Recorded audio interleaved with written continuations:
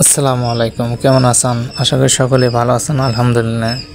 শীতের দিনে বোর্ডিং করা কি একটা যে প্যারা, যা খামারি তারাই বোঝে দেন।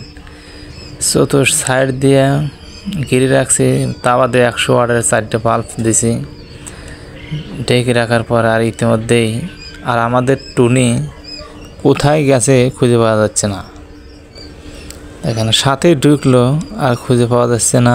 চারিদিকে খামারে খুঁজতেছি, দেখেন কোথায় আছে। তারপরে আলহামদুলিল্লাহ প্রতি সপ্তাহ আমাদের বাচ্চা বাইর হয় মিশিংতে। আপনারা যদি চাইলে সব ধরনের বাচ্চা 0 থেকে বড় পর্যন্ত বাচ্চা নিতে পারেন ইনশাল্লাহ। আপনারা চাইলে আমার সাথে যোগাযোগ করতে পারেন।